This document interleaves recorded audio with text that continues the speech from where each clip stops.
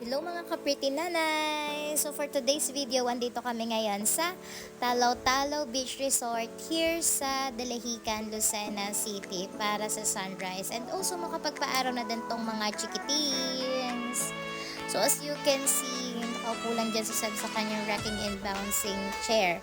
So mga ka-pretty nanays, kung gusto nyo din ng ganitong upuan for your little ones, comment down below and I will send you the link. Ayan o, very lightweight lang siya and easy talaga dalhin lalo pag may mga outdoor activities kayo. And ayun na o, sitting like a boss lang din siya. So ito nga pala yung itsura ng dagat dito sa Talaw-Talaw.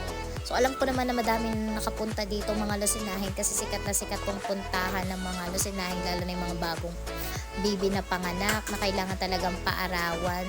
Kasi bukod sa mura lang yung entrance fee niya, kahit di naman kagandahan talaga yung tubig ng dagat nila, is, ayun nga, budget friendly lang. Kasi kung pupunta lang naman kayo para magpa-araw talaga, di ba? Okay na din, win-win na din.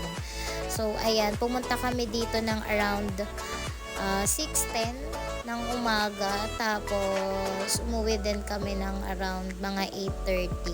So enjoy na enjoy yung mga bagets, enjoy na enjoy din kami. Ayan o, naliligo na sa pawis si Sev, and also yung sipon niya labas na din. Ayan, habang yung tatlong bagets namin hindi naman sila naligo, pero nagtampisaw lang talaga sila dito sa dagat. So, ayan, ang layo kasi ng Unisan para pumunta. Badminton lang kami dyan ni Rachel bago kumain. Ayan. So, kumain kami dito kasi may dala si mama at papa na corned beef, kanin, itlog, hotdog, monay, pandesal, peanut butter. So, nagkainan kami muna lahat dito bago kami umuwi at magbanlaw tong mga bagets. Anyway, may banlawan din talaga sila dito and free na yun. Free na yung pabanlawan mo. So, yun lang. Bye-bye!